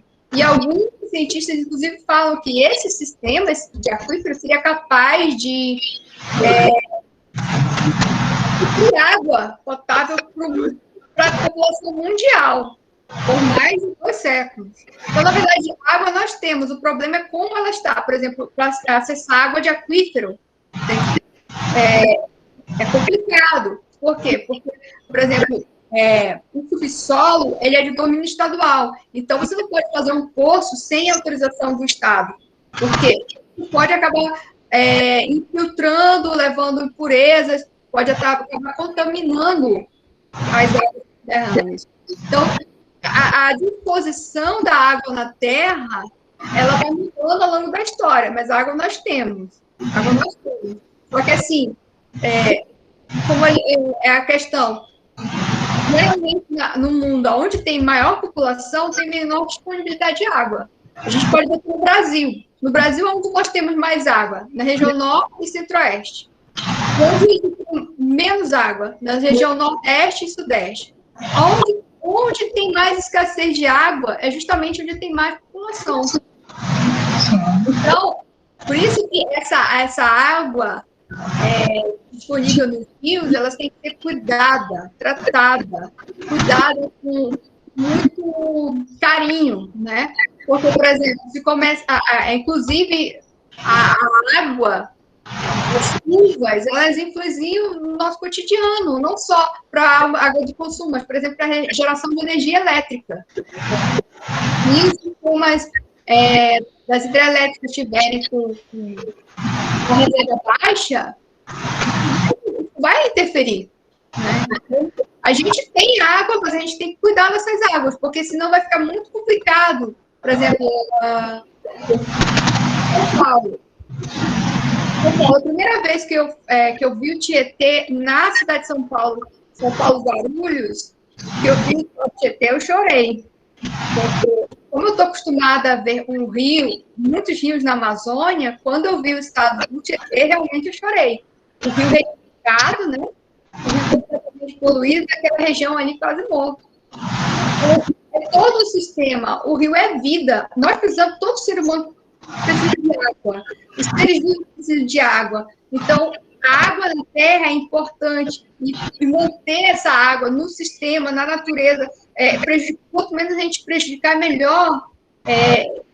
Por mais tempo a gente vai ter esse sistema.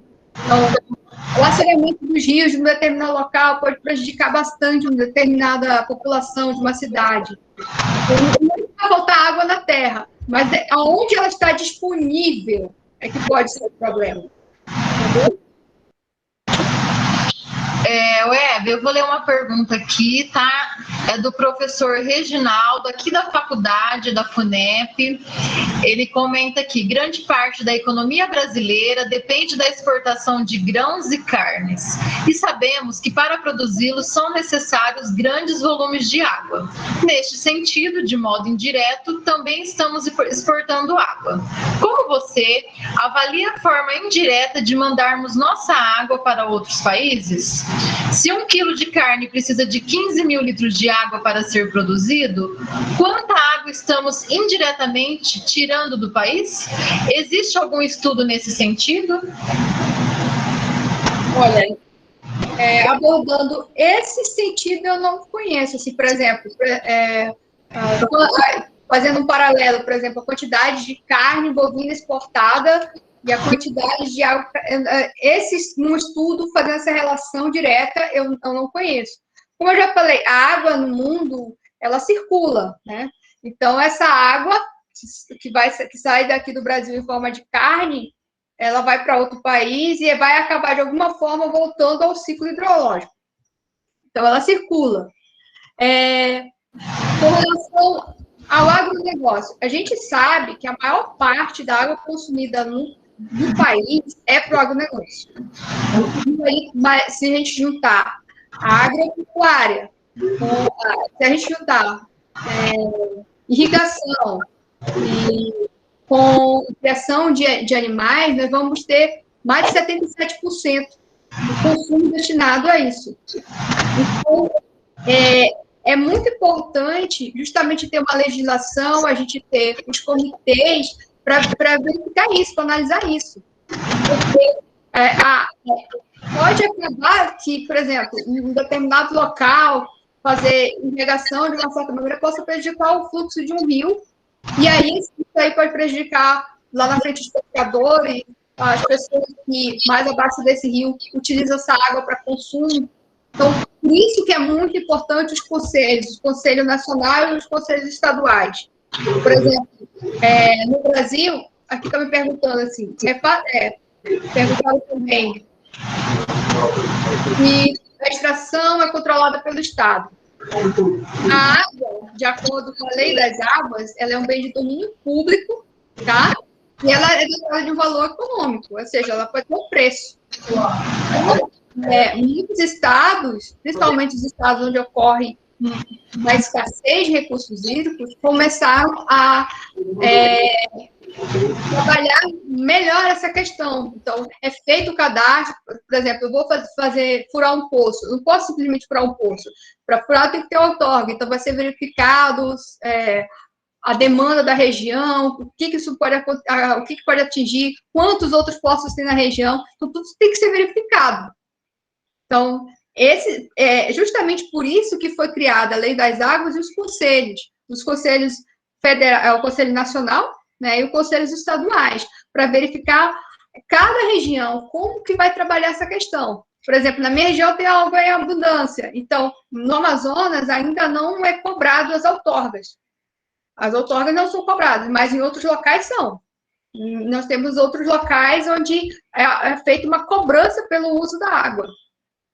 Entendeu? Porque é um bem de valor que tem que dotar de valor econômico. Então, onde eu tenho menos água, é justamente onde eu controlo mais essas questões. Porque é necessário. Como eu falei, a disponibilidade da água pode faltar. Assim, a água ela vai acabar voltando para o ciclo da Terra, o ciclo hidrológico da Terra. Então, a água que está no nosso corpo hoje, ela já esteve nas nuvens, já esteve no mar, já esteve debaixo da terra, já esteve nas árvores. Então, ela faz esse ciclo. Mas, assim, eu posso acabar tendo a escassez de água em um determinado local, se eu não tiver cuidado. Entendeu? Então, é importante que tenha realmente esses conselhos para que seja verificar todas essas particularidades de cada região. Tem mais uma pergunta aqui do Rogério, tá? Que foi você respondeu para ele na pergunta anterior. Então, deixa eu entender melhor. Então, temos água, mas a extração desta é controlada pelo Estado? Como eu já falei, as águas, a gente tem uma legislação no Brasil, que é a chamada Lei das Águas. Eu mostrei para vocês nos slides. Então, nessa legislação, a gente tem a Agência Nacional de Águas, a gente tem o Conselho Nacional, a gente tem os conselhos estaduais, a gente tem as agências de bacia. Então, sim, existe toda uma estrutura. Por exemplo, as águas que são de domínio da ANA, Agência Nacional de Águas, e saneamento agora também, elas são águas que ultrapassam o limite dos estados. Então, elas ultrapassam mais de um estado ou são transfronteiriças. Ela pode pegar águas internacionais. Por exemplo, o Rio Amazonas, ele não corta só o Brasil, ele corta outros países, como o Peru. Então, o rio é um rio de domínio da União. Então, é um rio em que a ANA atua. Já existem outros rios que eles nascem e têm sua fonte dentro do próprio estado. Então, são rios de domínio do Estado. Então, é ele que vai legislar sobre isso. Como vai ser feita, por exemplo, vai fazer um projeto de irrigação, aí vai ter que ir lá submeter ao conselho, e aí ele vai analisar. Também tem a agência, por exemplo, se naquela região é cobrado o uso da água, então isso vai ser calculado. E o subsolo, ele é de domínio do Estado. Então, se você for explorar, sim, vou fazer um poço de 100 metros, você tem que, se você fizer sem autorização, você está cometendo, você está transgredindo uma legislação. Então, sim, é domínio do Estado. Então, a água, a própria água que chega nas nossas torneiras, a gente paga por ela. E a legislação deixa isso bem claro. Ela é um bem e ela tem um custo, né? ela tem um custo. E aonde tem menos disponibilidade, essas questões como agência de bacia, dos comitês, são onde estão sendo mais avançadas essas questões. Pode falar, Hebe. Quando foi estabelecida a Lei das Águas, foi estabelecido também um plano nacional. Então, tem um plano nacional, então, isso tudo tem legislação. O uso da água, tipo assim, o ar não tem legislação sobre o ar, por exemplo, o ar que a gente respira. Mas sobre a água, no território nacional tem sim, tem toda uma legislação, e dependendo do domínio, se é do domínio da União, se é do domínio dos estados. Tem sim uma legislação e tem que ser observado muitas coisas. Temos aqui mais uma pergunta da Érica Alves. Os produtores investindo uma parte do lucro para a preservação dos recursos hídricos é uma forma de devolver essa exportação? Como é que é? Os produtores investindo uma parte do lucro para a preservação dos recursos hídricos é uma forma de devolver essa exportação? Sim. Sim, inclusive, por exemplo, os produtores, o Rio São Francisco, por exemplo, nós sabemos que o Rio São Francisco atravessa vários estados brasileiros, é um rio de domínio nacional, e existem... Esse é o caminho aqui, lentidão. Oi? Deixa eu... Então, projetos de irrigação, por exemplo, vou ter uma fazenda e aí vai ter uma plantação de alguma, tipo soja que é muito produzido no Brasil. Então, tem um projeto de irrigação. Irrigação vai muita água. Então, isso daí vai ter que ser aprovado já, normalmente pelo Conselho Estadual, vai ser calculado quanto que ele vai gastar e tudo, e vai pagar um valor por esse uso. Então, de certa forma, ele retribui para o Estado, ele paga pelo uso da água. Ele vai pagar pelo uso da água. Na maior parte, na maior parte do Sudeste e do Nordeste, se paga, sim, um valor pelo uso da água. Porque, justamente, a maior parte da água utilizada no Brasil é para o agronegócio. Isso está bem claro, mais de 77%. Tem mais alguma pergunta aqui? Tem mais uma pergunta aqui, Hebe. Novamente do Rogério Gonçalo, tá? Falando em ciclo hidrológico, sabendo-se que toda água utilizada volta em algum momento para o sistema hídrico, então a falta desta água potável não seria mais pela contaminação química feita pelo homem? Na verdade, a falta de água potável hoje é muita influência do homem, sim, tá? Porque não é só pela contaminação química, não. A física também, porque resíduos sólidos contaminam água, tá? E contaminam todo, não só, tipo, o sistema, sabe? Nós temos, assim, um rio que tem muito esgoto que escorre para ele, como o Rio Tietê. É esgoto, resíduo sólido, então é química, é física, acaba que esse rio, ele acaba matando os peixes e os seres que vivem lá, entendeu? Então, ele é um rio que nesse trecho, onde ele pelo menos no trecho de São Paulo, ele é um rio considerado, tem poucas espécies que conseguem sobreviver ali. Então, ele prejudica muito todo o bioma. E a maior parte desses problemas é realmente causado pelo homem, é o homem que causa. A questão da água, ela acaba voltando, sim. Mas, por exemplo, a água que está hoje no meu organismo, no seu, que está no céu, ela demora um ciclo. Então, são milhares de anos para a água que está num determinado ponto e para o outro. Por exemplo, que está no rio, aí vai, depois, de alguma forma, esteve em algum corpo. Então, leva bastante tempo. A contaminação física e química, ela prejudica justamente ao ser humano e toda a espécie animal, principalmente. Por quê? A gente vive, em média, 80 anos, né? Então, se a gente essa água vai voltar, vai para o ciclo hidrológico, vai. Só que esse rio que tu matou, até essa água toda voltar para o ciclo hidrológico e ele voltar puro, é milhares de anos aí. Então, por exemplo, desmatamento, assoreamento de rio. Isso prejudica bastante os seres vivos, inclusive o homem, prejudica diretamente o homem. Então, o homem, sim, é um dos grandes problemas para a água potável no mundo, porque ele acaba contaminando a água que está de fácil acesso. E realmente o ser humano acaba sendo um grande problema, um grande vilão. Por isso que a conscientização ambiental, a educação ambiental, ela é muito importante. Deixa eu ver. Ô, Hebe, eu vou fazer aqui a última pergunta para a gente ir finalizando o evento, tá? É a pergunta do Eduardo Firmino. O agronegócio é um dos principais agentes que contribuem para o desmatamento. Além disso, o atual governo incentiva que os grandes fazendeiros invadam terras e realizem queimadas. Isso, por consequência, afeta diretamente a ação dos rios voadores? Em sua opinião, como nós podemos tentar frear essas ações? Olha, eu diria que nesse momento o Estado, o governo brasileiro, é complicado falar isso até porque eu sou funcionária pública, mas realmente, o que a gente pode ver?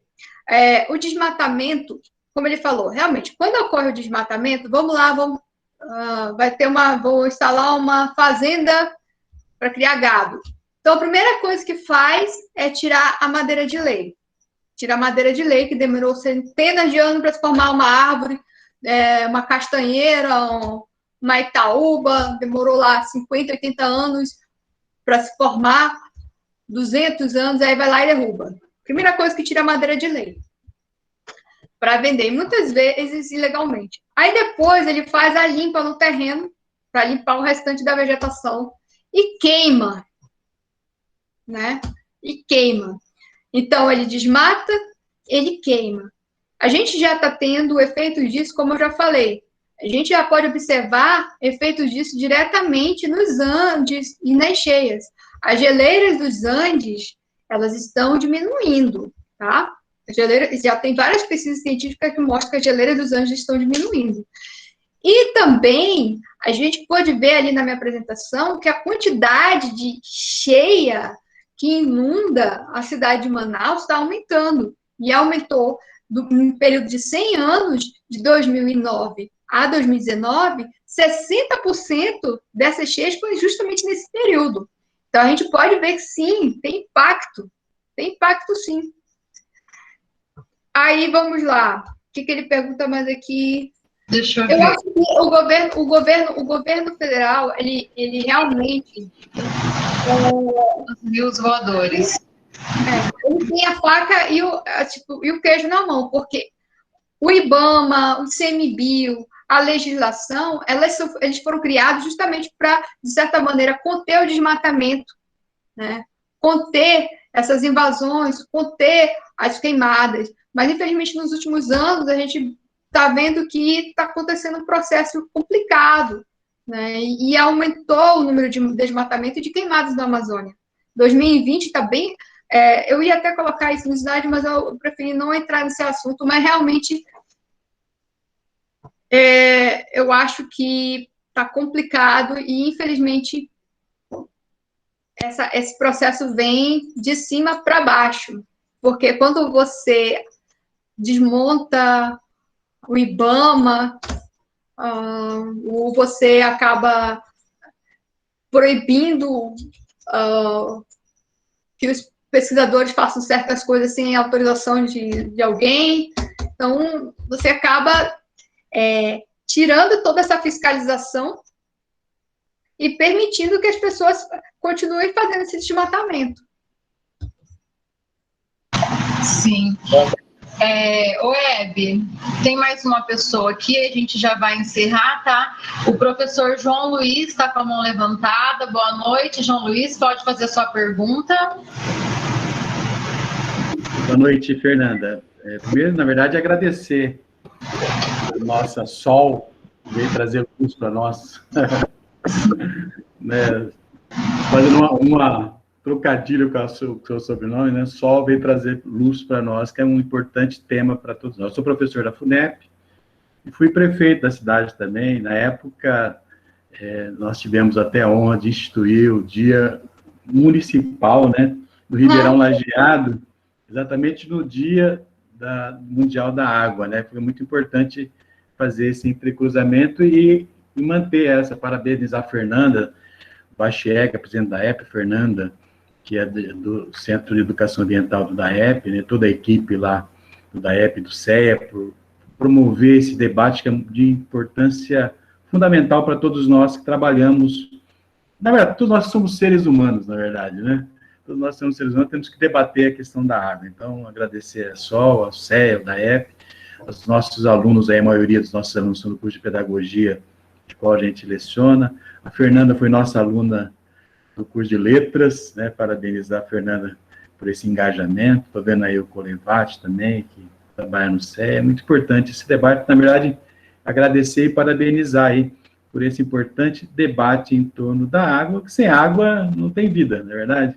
Sem água não tem vida. Você conhece Penápolis, Hebe? Isso é que seria a minha pergunta. Conhece Penápolis? Não, eu estou muito a fim de conhecer. Depois desse convite e saber também que aí a Arte Naip, ela tem um local especial. Depois desse convite dessa palestra, eu realmente tenho muito interesse de conhecer e eu espero que em breve nós todos possamos ter a vacina e aí eu poder visitar as cidades e a gente voltar às nossas vidas normais, né? E esse museu, eu perdi uma parte do nossa palestra, o museu chama Museu do Sol. Ai, que massa! Museu do Sol, a Sol tem que conhecer esse Museu do Sol. Eu tenho que conhecer. Tenho que conhecer. Mas parabéns, né, para você, parabéns ao professor Renato Custenaro, que mobilizou o curso de Pedagogia, que está aqui presente, né, a Fernanda, eu sei, o pessoal do DAEP, por esse momento tão importante para a nossa cidade, para o nosso país, para o mundo, e sem água não tem vida. Então, é muito importante a gente ter a ciência debatendo essa questão da importância da água, tá certo? Muito obrigado, boa noite a todos. Muito obrigada. Obrigada pelas palavras, eu fiquei realmente muito feliz pelo convite, e fico feliz que as pessoas tenham gostado da minha palestra. Tem uma perguntinha aqui que falou assim, e a água do mar, né, transformando para consumo humano? Olha, alguns locais do mundo já estão fazendo isso, só que é caro, e a gente também tem alguns problemas depois, porque você tira o sal da água e você vai ter sal. E aí você vai colocar em algum local e, por exemplo, o sal, onde tem sal, não tem mais, ele como se fosse assim, esterilizasse aquele ambiente. Se você colocar numa terra e salgar a terra, ali você não vai inutilizar e depois vai acabar contaminando o solo. Então, esse é um dos problemas de água salgada. É um processo caro, alguns locais do mundo que têm muita disponibilidade da água já estão fazendo, mas no Brasil a gente tem uma boa disponibilidade de água, com exceção de alguns locais onde ocorre realmente seca. A questão é que nós estamos poluindo as nossas águas e transformando uma água potável em uma água contaminada. Então, a gente pode reverter isso. Essa é uma das minhas esperanças, assim. É por isso que eu faço esse trabalho também de educação ambiental. Muito bom, Hebe. Eu acho que, assim, a sua fala, a sua palestra contribuiu muito com todos os participantes aqui, né? Agregou mais conhecimento para a gente, experiência, né, de uma outra região aí do país. Excelente, parabéns, tá? Enquanto, pessoal, eu vou terminando os agradecimentos aqui, por gentileza, abram suas câmeras, tá? Para que nós possamos registrar aqui a nossa foto, o nosso momento. E mais uma vez, Hebe, eu gostaria de agradecer em nome da Prefeitura Municipal daqui de Penápolis, tá? Do DAEP, que é o Departamento de Água e Esgoto aqui do nosso município, tá? E a todos vocês, participantes que estiveram com a gente aqui até agora, muito obrigada mesmo, tá? Se não fosse a participação de vocês também, nosso evento não teria sido esse sucesso. E também depois, pessoal, para finalizar, o nosso técnico aqui acha que conseguiu aqui solucionar ali, que era uma coisinha assim, simples, no som que não estava saindo, tá? Então nós vamos tentar exibir o vídeo das falas da autoridade novamente, tá bom? Então vamos lá para tirar a nossa foto. Pessoal, então, muito obrigada mesmo, tá? Tenham todos uma boa noite. Vocês vão estar recebendo certificados via e-mail, tá? E vamos ver aí se a gente consegue assistir o vídeo, tá? Muito obrigada. Gostaria mais uma vez de agradecer. Nesse dia 22 de março, muito obrigada. Comemoramos o Dia Mundial da Água e também aqui comemoramos o Dia do Ribeirão Lajeado. É um momento importante de reflexão de todos para a condição finita do recurso hídrico, um bem tão valioso e tão importante para a vida de todos nós. E também é importante uma reflexão sobre o uso racional desse bem. O DAEP faz a sua parte, produzindo e entregando uma água de excelente qualidade para todos os moradores de Penápolis. E cabe também aos moradores de Penápolis terem um uso racional desse recurso, de maneira que a gente consiga mantê-lo por muitos e muitos anos. Hoje é Dia Mundial da Água e do Ribeirão Lajeado. Eu sou Luiz Parlaluri, coordenador do consórcio intermunicipal Ribeirão Lajeado. Desejo a todos uma boa palestra. Fonte de vida, a água é um recurso natural que deve cada vez mais ser cuidada e valorizada em todo o mundo. A água é essencial para a vida, não tem como ficar sem. Precisamos pensar e agir com atenção para o presente e futuro. Sim aos investimentos para preservação, maior conscientização. Que possamos aproveitar o Dia Mundial da Água e do Ribeirão Lajeado, comemorado no dia 22 de março, para renovarmos nossas lutas em prol da água, em prol da vida. Penápolis segue com referências positivas de serviços no setor. Desejamos e defendemos a continuidade e aprimoramento do trabalho pela água, incluindo avanços de estudos, outras alternativas de abastecimento da cidade, além do Ribeirão Lajeado. Viva o Dia da Água, viva o Ribeirão Lajeado. Olá, quero cumprimentar a todos, desejar uma excelente palestra para todos vocês, tá? E dizer da importância, né, da preservação da água, das nossas nascentes, a importância, né, para o meio ambiente, essa preservação. Então é isso, um abraço a todos, que tenhamos aí uma ótima palestra.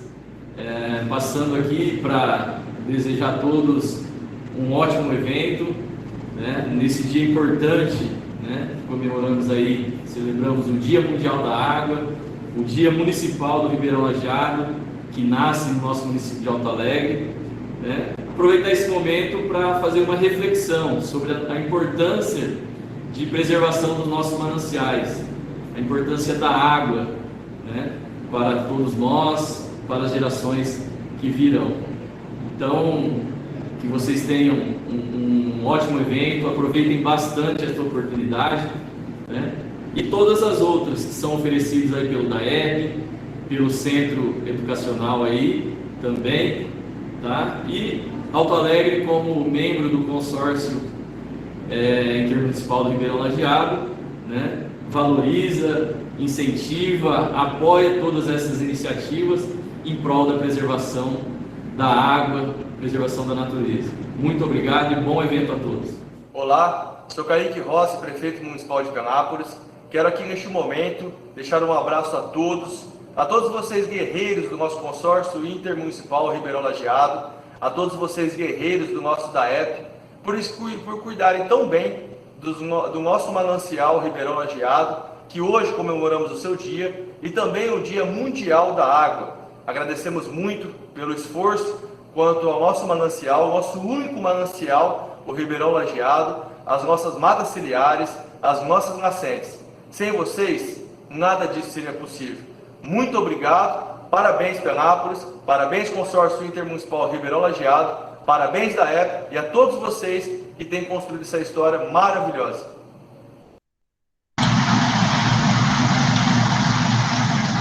Que bom, né, pessoal? Conseguimos assistir o vídeo com a fala das autoridades, né? Ouvimos a mensagem aí que eles deixaram para esse dia tão importante, o Dia Mundial da Água. Mais uma vez, muito obrigada a todos que vocês que participaram, né? A Hebe Sol, nossa palestrante, tá? Fica convidada a vir aqui conhecer o município de Penápolis. Boa noite a todos, pessoal. Até um próximo evento. Mais uma vez, obrigada ao DAEC, obrigada ao consórcio Ribeirão Lajeado, obrigada ao município de Penápolis, ao município de Barbosa e Alto Alegre, pela oportunidade, aos organizadores do evento e todas as pessoas que participaram. Meu muito obrigada, tá? Gratidão.